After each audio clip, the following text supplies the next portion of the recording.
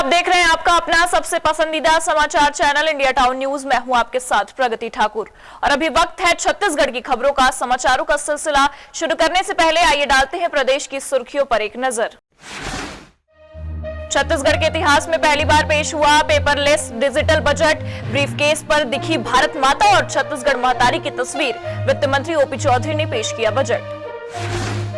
मूलभूत सुविधाओं के लिए तरस रहे ग्रामीण, आखिर कब होगा सपना पूरा। पिछले 7 सालों से चल रहा निर्माण कार्य, सड़क अभी भी है अधूरी, जिम्मेदारों ने साधी चुप्पी।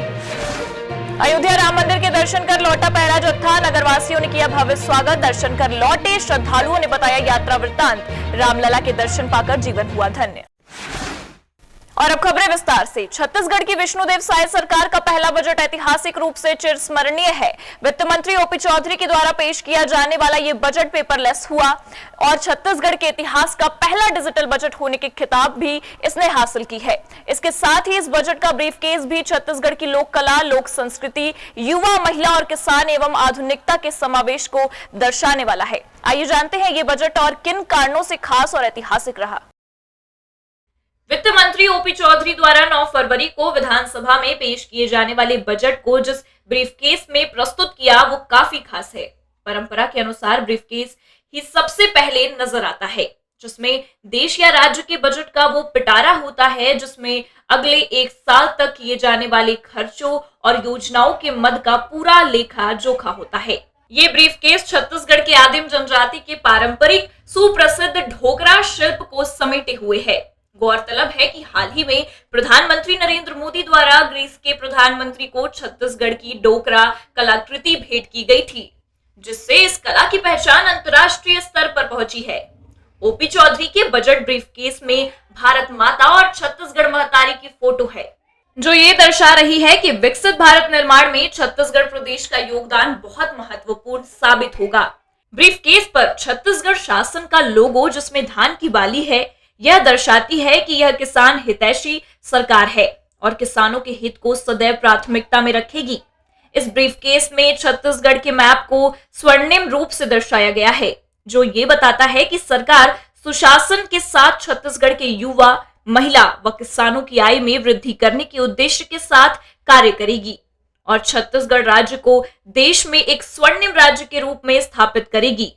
इस ब्रीफकेस में अमृतकाल के नींव का बजट लिखा हुआ है, जो ये दर्शाता है कि केंद्र की सभी योजनाओं का लाभ प्रदेश की जनता को निरंतर मिलता रहेगा। इसके साथ ही ब्रीफकेस के पीछे ग्रेट सीजी लिखा है, जो guarantee, reform, economic growth, achievement, technology, capex तथा गुड गवर्नेंस को दर्शाता है। वित्त मंत्री ओपी चौधरी के पहले बजट के इस ब्रीफकेस में छत्तीसगढ़ की विष्णुदेव सरकार की नीति व नियत साफ झलक रही है, जो यह दर्शाती है कि यह सरकार मोदी की गारंटी को पूरा कर सबका साथ, सबका विकास, सबका विश्वास व सबका प्रयास के सिद्धांतों पर चलकर छत्तीसगढ़ की जनता के विकास के प्रति पूरी तरह से प्रतिबद्ध है। Bureau report, India town news. Dhamtari के जंगल में महिला का अधजला शव मिलने से इलाके में सनसनी फैल गई है। सूचना पाकर मौके पर पहुंची पुलिस ने शव को पोस्टमार्टम के लिए भेज दिया है। मामले में डॉग स्क्वाड की भी मदद ली जा रही है। फिलहाल शव की पहचान नहीं हो पा रही है। पुलिस ने हत्या की आशंका जताई है। दरअसल ये पूरा मामला धमतरी जिले के दुगली कोहाबाहारा का है। जंगल के इलाके में एक महिला का शव पाया गया। ग्रामीणों ने इसकी सूचना पुलिस को दी। सूचना पाकर मौके पर पहुंची पुलिस ने देखा कि महिला का चेहरा जला हुआ है। शव के पास महिला की चप्पल और पुरुष की भी चप्पल पाई गई है। शव को देखने से साफ पता चलता है कि महिला की पहचान छुपाने के लिए उसका चेहरा जलाया गया है। इसके साथ ही यह आशंका जताई जा रही है कि महिला के साथ बलात्कार भी हुआ है। मृत महिला की उम्र 25 साल के आसपास बताई जा रही है। जंगल में महिला की शव मिली, वही महिला का सीना और चेहरा जला हुआ है। शायद महिला की हत्या की गई है। साथ ही पहचान छुपाने के लिए चेहरा जला दिया गया है। फॉरेंसिक टीम और डॉग स्क्वाड की मदद ली गई है। शव पंचनामा के बाद पोस्टमार्टम के लिए भेज दिया गया है, जिसके बाद आगे की कार्यवाही शुरू कर दी गई है। इंडिया टाउन न्यूज के लिए धमतरी से जयलाल प्रजापति की रिपोर्ट। बलरामपुर जिले के रामानुजगंज तहसील में धान खरीदी का मामला उजागर होने और प्रभारी तहसीलदार के बाद पटवारी संघ लामबंद हो गया है, जिसके बाद पटवारियों ने कलमबंद हड़ताल कर दिया है। बता दें कि धान खरीदी में गड़बड़ी के मामले में जांच के बाद 12 पटवारी, 6 ग्रामीण कृषि विस्तार अधिकारी व 6 खरीदी प्रभारी, 6 कंप्यूटर ऑपरेटर, 3 प्रबंधकों को दोषी पाया गया है और जांच अधिकारियों के द्वारा इन सभी कर्मचारियों पर आपराधिक मामला दर्ज करने की अनुशंसा की गई है।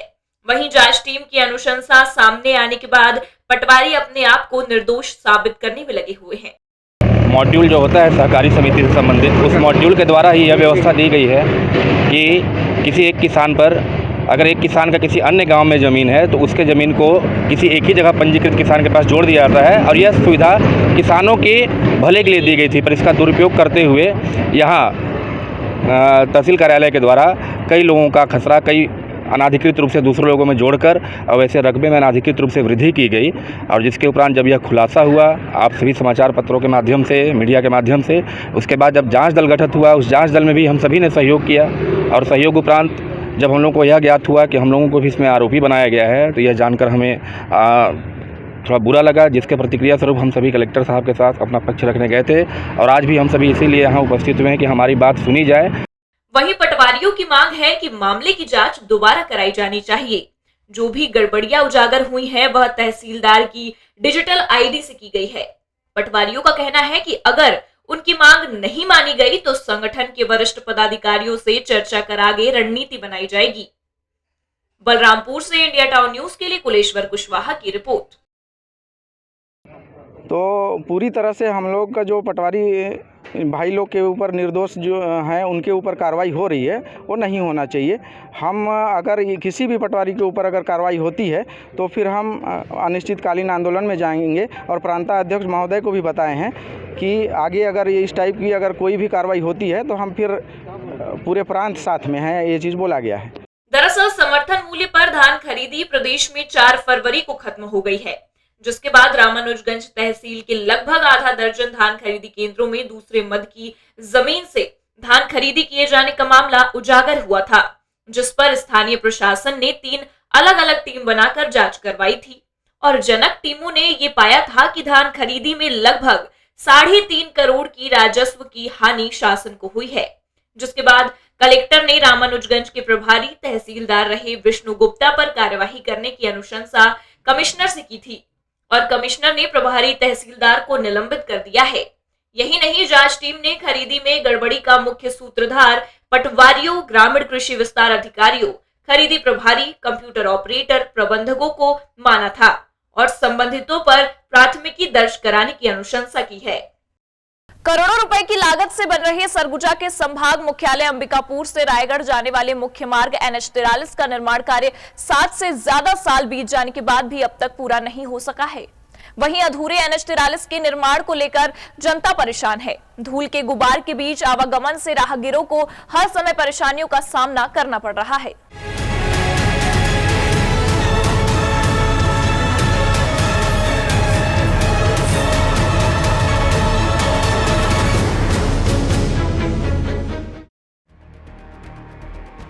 तस्वीर में बड़े बड़े गड्ढों के बीच उड़ती धूल के गुबार का ये नजारा कहीं और का नहीं, छत्तीसगढ़ के सरगुजा का है, जहां अंबिकापुर से रायगढ़ तक बन रहा मुख्य मार्ग NH43 की सड़क बीते कई सालों से लोगों के लिए मुसीबत का सबब बन रही है।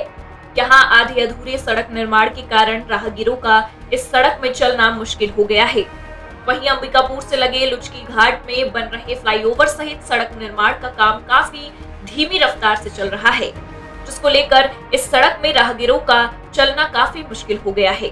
वहीं जब इंडिया टाउन न्यूज की टीम मौके पर पहुंची तो पाया कि इस सड़क में काफी बड़े बड़े गड्ढे हैं और धूल के उड़ते गुबार के बीच दुपहिया वाहन में चलना काफी मुश्किल होता है, जिससे अक्सर सड़क दुर्घटनाएं हो रही है।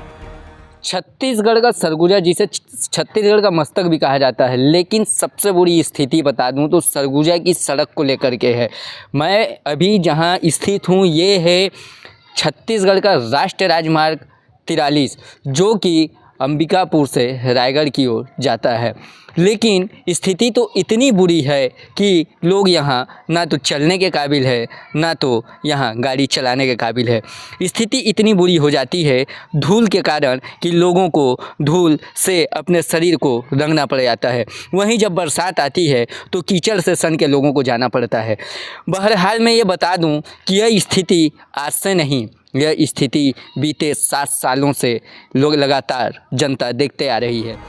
प्रदेश में भाजपा की सरकार आ गई है। इसके चलते डबल इंजन की सरकार से जनता की दरकार है कि इस अधूरे पड़े सड़क निर्माण में तेजी लाने और जल्द से जल्द इस सड़क का निर्माण करने की दिशा में कार्य करे और लोगों को धूल खाने से निजात मिले।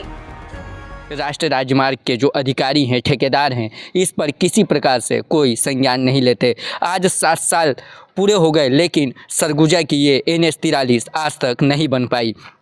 वहीं पिछली सरकार में कांग्रेस ने वादा किया था कि यह रोड पूर्ण रूप से तैयार कर दिया जाएगा, लेकिन ये स्थिति आप देख सकते हैं कि जो लुचकी घाट से लेके अंबिकापुर पहुंच तक जो सड़क की स्थिति है इतनी बुरी है कि लोगों का चलना मुश्किल हो चुका है। अब तो देखने की बात है कि क्या भाजपा की सरकार आने के बाद इस रोड की मरम्मत होगी। इससे पहले भी 15 साल भाजपा की सरकार रही, उस समय भी जो सरगुजा की सड़क को लेकर के हम बात करते थे वो आज से भी वही की वही स्थिति में बनी हुई है।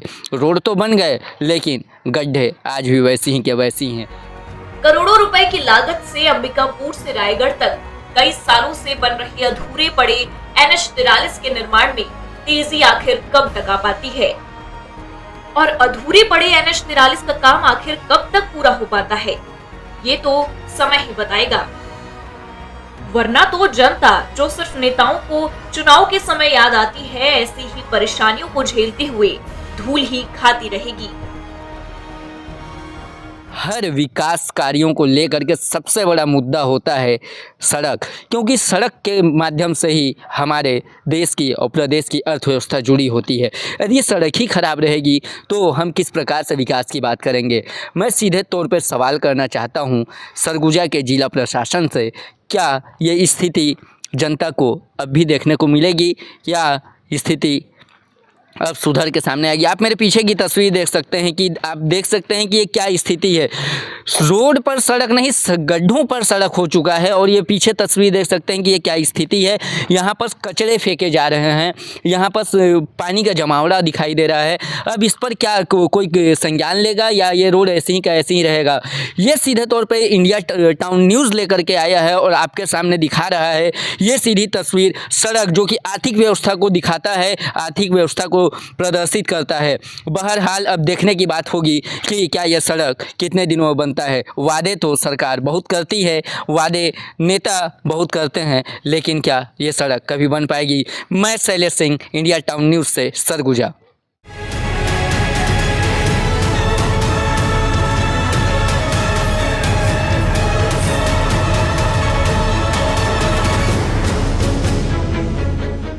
सूरजपुर के नियुक्त पुलिस अधीक्षक IPS MR अहीरे ने पदभार ग्रहण करने के बाद प्रेस वार्ता आयोजित की। वहीं MR अहीरे ने पत्रकारों से चर्चा करते हुए कहा कि सामाजिक समरसता के साथ महिलाओं के प्रति जो अपराध हो रहे हैं उन पर अंकुश लगाने के लिए विशेष पहल की जाएगी। सूरजपुर शहर के स्थित पुलिस अधीक्षक कार्यालय के सभा कक्ष में नवपदस्थ पुलिस अधीक्षक IPS MR अहीरे ने प्रेस वार्ता लेकर कहा कि पुलिस किसी के दबाव में कार्यवाही नहीं करेगी जिससे छवि खराब हो। वहीं गैर कानूनी काम करने वाले गुनहगारों को बख्शा नहीं जाएगा। आधारभूत संरचना या बेसिक पुलिसिंग पर ही रहेगा और बेसिक पुलिसिंग जितना बेहतर होगा समाज में बहुत ढेर सारे बदलाव ऐसे ही आ जाते हैं। इसके अलावा सामाजिक समरसता को लेके और महिलाओं के ऊपर होने वाले अत्याचार से महिला सुरक्षा के संबंध में भी विशेष प्रयास पुलिस के द्वारा किया जाएगा ताकि समाज में आपसी भाईचारा बने रहे और महिलाओं पर होने वाले अत्याचार पर अंकुश लग सके। झूठे प्रकरण आएंगे तो पुलिस उसमें पहले जांच करती है, इन्वेस्टिगेशन जांच करने के बाद यदि सही है तो उस पर पुलिस कार्रवाई करेगी और झूठा है तो उसको रिपोर्ट उस ढंग से भेजेगी। जो भी होगा नियमानुसार ही होगा, किसी के दबाव में या किसी प्रकार से कोई किसी के खिलाफ गलत कार्रवाई नहीं होने दिया जाए। सूरजपुर से इंडिया टाउन न्यूज़ के लिए एजाज अहमद की रिपोर्ट। बलौदा बाजार पुलिस अधीक्षक के रूप में आईपीएस अधिकारी सदानंद कुमार ने पदभार ग्रहण किया। वहीं इस दौरान पत्रकारों से चर्चा करते हुए कहा, पुलिस द्वारा पब्लिक फ्रेंडली व्यवस्था बनाने पर जोर देगा। जिले के नवपदस्थ पुलिस अधीक्षक आईपीएस सदानंद कुमार ने कहा, थाने स्तर पर सभी मामलों का निराकरण होगा। वहीं अनैतिक अवैध कारोबार पर अंकुश व ट्रैफिक व्यवस्था को दुरुस्त किया जाएगा। साइबर फ्रॉड नियंत्रण के लिए साइबर प्रहरी बनाकर जागरूकता अभियान चलाया जाएगा। यहाँ की सबसे पहले जो समस्याएं हैं उसको गहराई से अध्ययन किया जाएगा। खासकर पुलिस से संबंधित जो समस्याएं होती है वो पब्लिक की जो पहुंच होती है वो थोड़ी दूर हो जाती है, जिसकी वजह से उन्हें परेशानियों का सामना करना पड़ता है। तो उन पे एक पुलिस पब्लिक फ्रेंडली एटमॉस्फेयर बनाया जाएगा। उनकी जो भी ग्रीवेंसेस होगी, जो भी शिकायत होगी, थाने स्तर पे ही उसका त्वरित निराकरण, उस पर कार्रवाई करना खास। और दूसरा, एक अवैध जो अनैतिक कार्य हैं उन पे अंकुश लगाया जाएगा। और चूँकि यहाँ पे सीमेंट प्लांट और भी कुछ औद्योगिक गतिविधियाँ होती है जिससे यातायात की समस्या बनती है, तो यातायात पे भी उस पर भी अध्ययन करके और भी जहाँ आवश्यकता होगी उसको सुचारू रूप से किया जाएगा। अभी सबसे जो ज्वलंत समस्या सामने आती है खासकर साइबर फ्रॉड्स के और साइबर रिलेटेड जो अपराध हैं उस पे हमारी फोकस रहेगी कि सब उनका निराकरण तो अलग बात है, पहले उनमें जन जागरूकता लाना जरूरी है। और हर व्यक्ति तक प्रयास रहेगा कि एक साइबर प्रहरी या ऐसा कुछ करके उन तक बताया जाएगा हर दिन कोई ना कोई, ये जो मोड हो गया है आजकल फ्रॉड करने का, उसके बारे में लोगों तक जानकारी अगर हो जाएगी तो शायद उनसे वो बच पाएंगे। उस पर अपना प्रयास रहेगा। और महिला से संबंधित जो भी अपराध हैं उनका निराकरण वगैरह वगैरह सब काफ़ी हमारी ये प्राथमिकता में रहेगी। इसके बाद और भी जो कुछ भी सामने चीज़ें आएंगे उन पे भी जो है निराकरण तत्काल किया जाएगा। इंडिया टाउन न्यूज के लिए बलौदा बाजार से चंद्रकांत वर्मा की रिपोर्ट। वक्त तो चला एक छोटे से ब्रेक का, बने रहिए इंडिया टाउन न्यूज के साथ। मिलिए सबसे बड़ी खबर से,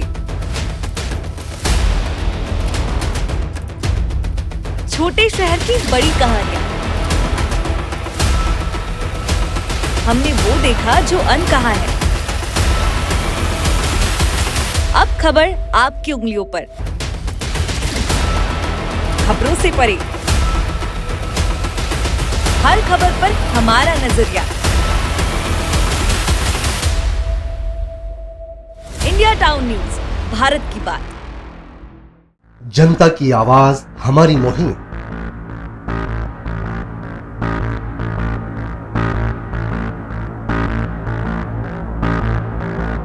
डिजिटल युग की नई आवाज। जनता का भरोसा, जनता की जीत, जनता का मत, ये सारी चीजें जब दावे करती है, हारती है, तो ईवीएम पर सवाल क्यों? आपके लिए सबसे बेहतरीन हमारा प्रयास। इस वक्त की सबसे बड़ी खबर आपको बता रहे हैं इंडिया टाउन न्यूज, भारत की बात। ब्रेक के बाद आप सभी का स्वागत है। बढ़ते हैं अगली खबर की ओर। राम मंदिर प्राण प्रतिष्ठा उपरांत रामलला दर्शन के लिए नारायणपुर से अयोध्या राम मंदिर गए श्रद्धालुओं का पहला जत्था वापस लौटा। वहीं नगर वासियों ने श्रद्धालुओं का भव्य स्वागत किया। पहले जत्थे में नारायणपुर जिले से कुल 41 सदस्य राम मंदिर दर्शन यात्रा में शामिल रहे, जिनके लौट आने की खुशी में शहर के हनुमान मंदिर के समक्ष स्वागत सभा का आयोजन किया गया। दर्शन कर लौटे सदस्यों की आरती उतारकर, तिलक लगाकर और आशीर्वाद लेकर आत्मीय स्वागत नगरवासियों ने किया है। हमारा अनुभव हम सबको रोमांचित करने वाला है और शब्दों से इसका वर्णन नहीं किया जा सकता। हम लोगों ने अपने आप को इतना धन्य माना कि इस युग में, इस काल में मनुष्य के रूप में इस धरती पर जन्म लेना हमारा सार्थक हो गया। और हम सब लोगों ने एक परमानंद को महसूस किया अयोध्या में प्रभु श्री राम के दर्शन करके।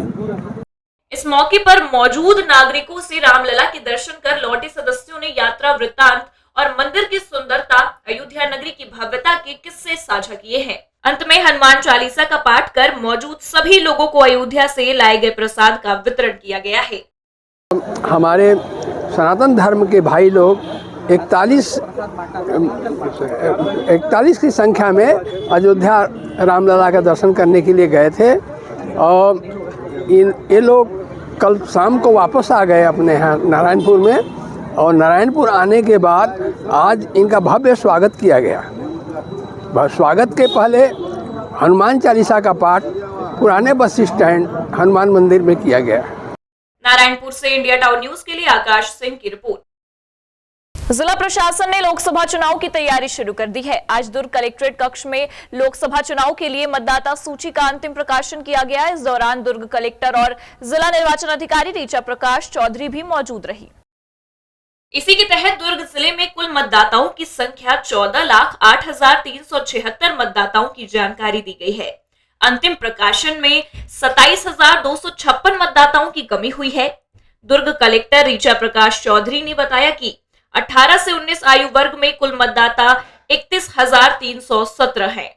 इसके साथ साथ महिला मतदाता की संख्या 7,08,020 है और पुरुष मतदाताओं की संख्या 7,03,101 है। वहीं जिले में 55 थर्ड जेंडर यानी तृतीय लिंग मतदाताओं की सूची में शामिल किया गया है।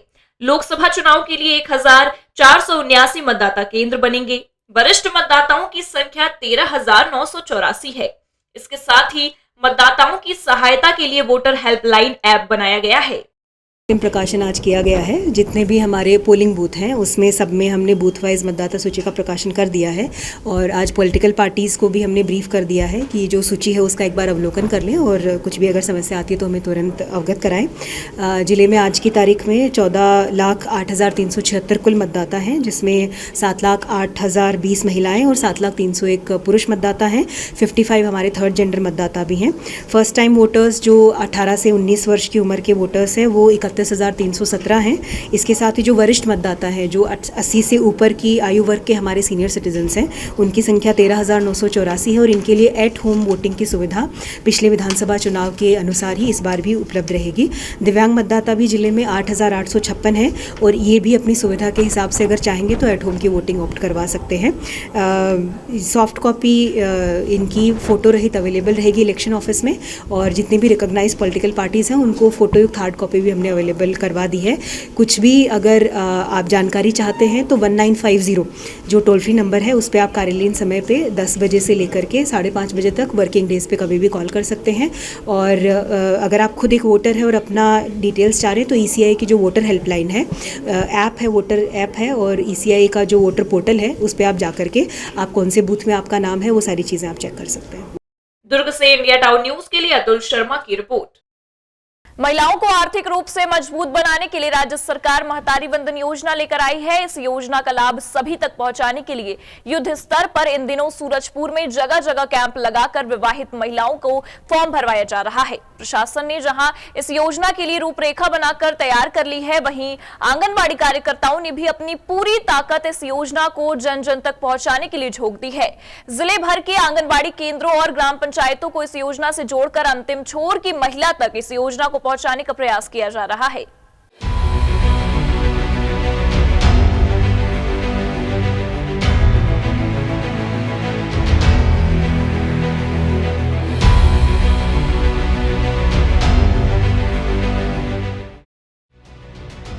छत्तीसगढ़ सरकार की महत्वाकांक्षी योजनाओं में से एक महतारी वंदन योजना आखिर है क्या और इससे महिलाएं किस तरह से सशक्त होंगी? दरअसल प्रदेश की महिलाओं को आर्थिक रूप से मजबूत करने के लिए विष्णुदेव साय की सरकार छत्तीसगढ़ में एक योजना की शुरुआत की है जिसका नाम है महतारी वंदन योजना।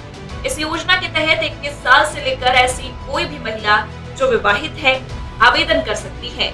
1 मार्च से सरकार प्रतिमाह महिलाओं को 1,000 रुपए देगी। इसके लिए महिला का विवाहित होना जरूरी होगा। वहीं परित्यागिता, तलाकशुदा और विधवा महिलाओं को भी इस योजना की श्रेणी में रखा गया है। जिनकी सरकारी नौकरियां हैं उनके अलावा जो महिलाएं हाउसवाइफ हैं और जो घर में रहती हैं उनके लिए इस 1,000 रुपये महीने से काफ़ी हिम्मत और संबल प्रदान होगा, जिसे हम इस महिलाओं से बहुत उत्साहित हैं हम इस योजना से। और हम सभी महिलाएं मिलकर श्री विष्णु साय जी का, माननीय विष्णु साय मुख्यमंत्री जो है उनका दिल से आभार व्यक्त करते हैं। महतारी वंदन योजना हम लोगों के लिए बहुत अच्छा है। महिलाएं आ रही हैं, फार्म भर रही हैं, फार्म भरने में सब सुविधाएं प्राप्त हो रही हैं, बहुत खुशी का माहौल है। जो महतारी वंदन योजना हम लोग के लिए बहुत लाभदायक है। जो छोटी मोटी जरूरतें हैं वो हम लोग का पूरा हो जाएगा इससे। अपने हस्बैंड के ऊपर डिपेंड हैं, कम से कम हम लोग का जो छोटी मोटी जरूरत है वो पूरा हो रहा है। मुख्यमंत्री जी जो हम लोग के लिए कर रहे हैं बहुत अच्छा कर रहे हैं मुख्यमंत्री। महतारी वंदन योजना से हम बहुत खुश हैं कि सरकार ने महतारी वंदन योजना हमारे नारियों के लिए निकाला गया है। 1,000 प्रति माह मिलेगा और छोटी छोटी जरूरतों को नारी पूरा कर सकती है, अपने पति के ऊपर निर्भर नहीं रहेगी। हम बहुत प्रसन्न हैं कि सरकार ने ये योजना निकाली है, इसलिए मुख्यमंत्री को बहुत बहुत धन्यवाद।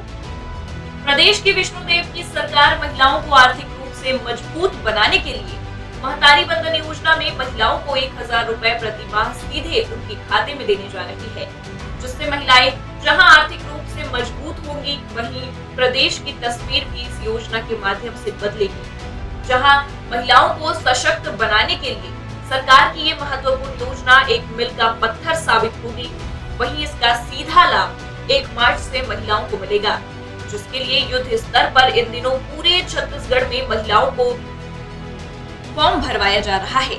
और छत्तीसगढ़ में महतारी वंदन योजना को लेकर कैंपों में पहुंच रही महिलाओं में खासा उत्साह देखने को मिल रहा है। महतारी वंदन योजना को लेकर के महिलाओं में गजब का उत्साह है और उनको इमरजेंसी में 1,000 रुपये उनके खाते में आ जाएगा तो उनका बहुत बड़ा काम हो जाएगा। इसको लेकर के बहुत खुश है और बढ़ चढ़ करके महतारी वंदन योजना का फॉर्म भर रहे हैं। छत्तीसगढ़ के मुख्यमंत्री का धन्यवाद भी दे रहे हैं। ये अच्छी योजना है। पालिका के द्वारा पूरी तरह अच्छे से व्यवस्था किया गया है कि एक हितग्राहियों का फॉर्म अच्छे से भराया जा सके और उसका लाभ हितग्राहियों को मिले। महतारी वंदन योजना के लिए जिला कलेक्टर रोहित व्यास ने बैठक लेकर महिला बाल विकास को इसकी जवाबदारी सौंपी है। इसके बाद विभाग ने संपूर्ण जिले के आंगनबाड़ियों को इस योजना से जोड़कर कार्य कर रहा है। सरकार की एक महत्वपूर्ण योजना है महतारी वंदन योजना। ये 5 फरवरी से इसके आवेदन पत्र लेना शुरू किए गए हैं। जिले के सभी ग्राम पंचायतों, नगरीय निकायों में सभी जिला प्रशासन के जो कर्मचारी हैं, अधिकारी हैं, सबकी इसमें ड्यूटी लगाई गई है और अब तक लगभग 55,000 से अधिक आवेदन पत्र आ चुके हैं। इनकी ऑनलाइन एंट्री का भी कार्य जारी है। वहीं कैंप में पहुंचने वाली महिलाओं का कहना है कि जहां पहले दैनिक जीवन में उनको चंद रुपयों के लिए उनके 2-4 होना पड़ता था, वहीं सरकार द्वारा मिलने वाली इस आर्थिक मदद से वह अपने दैनिक जरूरत को पूरा कर पाएंगी। वहीं अपने परिवार की आर्थिक स्थिति को सुधारने के लिए मदद कर पाएंगी। इस योजना से वह काफी खुश है और पहली बार कोई ऐसी योजना आई है जिसका सीधा लाभ महिलाओं को मिल रहा है। इसके तहत कोई भी ऐसी महिला जो 21 साल से अधिक उम्र की है, जिसकी शादी हो चुकी है या जो विधवा परित्यक्ता या तलाकशुदा है और उसके घर से कोई भी सदस्य शासकीय सेवा में नहीं है या जो आयकर दाता नहीं है, उसको 1,000 रुपये प्रति माह सरकार के द्वारा दिया जाएगा। इसका उद्देश्य है कि महिलाओं में आर्थिक सशक्तिकरण को बढ़ाना है, परिवार में उनके निर्णय लेने की क्षमता को बढ़ाना है। दस्तावेज के संबंध में बहुत स्पष्ट है।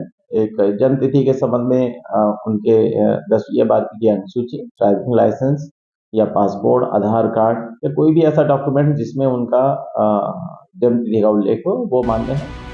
महिलाओं को छत्तीसगढ़ में सशक्त बनाने के लिए सरकार ये पहल निश्चित तौर में आने वाले दिन में छत्तीसगढ़ की तस्वीर बदलने का काम करेगी।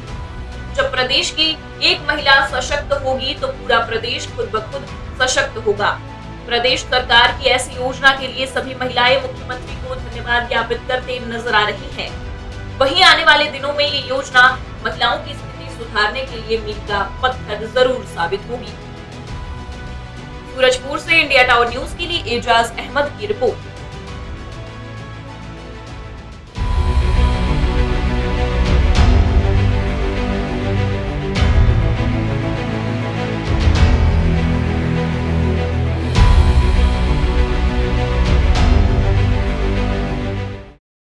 मंत्री नितिन गडकरी ने घोषणा किया था कि सरकार आने वाले 3 महीनों में देश में टोल प्लाजा की संख्या कम करने जा रही है और 60 किलोमीटर के दायरे में केवल एक टोल प्लाजा काम करेगा। नितिन गडकरी ने कहा कि अगले 3 महीने में 60 किलोमीटर के दायरे में आने वाले अन्य टोल प्लाजा बंद कर दिए जाएंगे।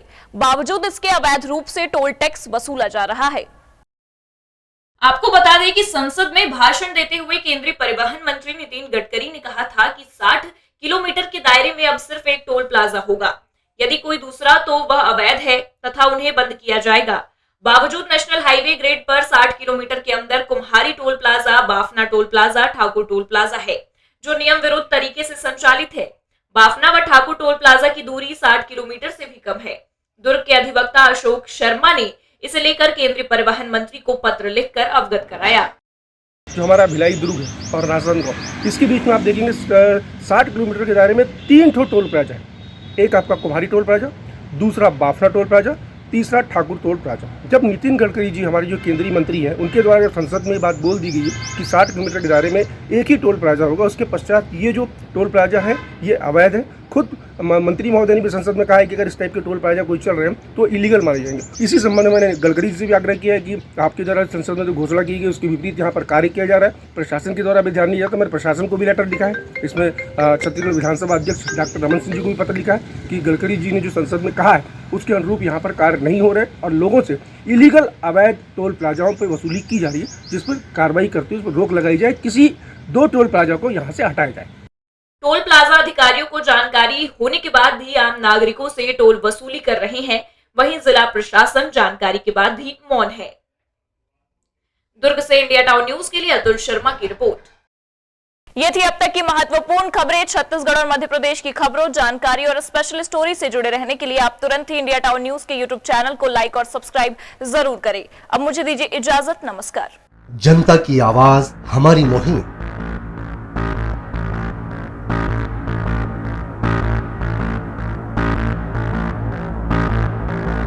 डिजिटल युग की नई आवाज। जनता का भरोसा, जनता की जीत, जनता का मत, ये सारी चीजें जब दावे करती है, हारती है, तो ईवीएम पर सवाल क्यों? आपके लिए सबसे बेहतरीन हमारा प्रयास। इस वक्त की सबसे बड़ी खबर आपको बता रहे हैं इंडिया टाउन न्यूज, भारत की बात।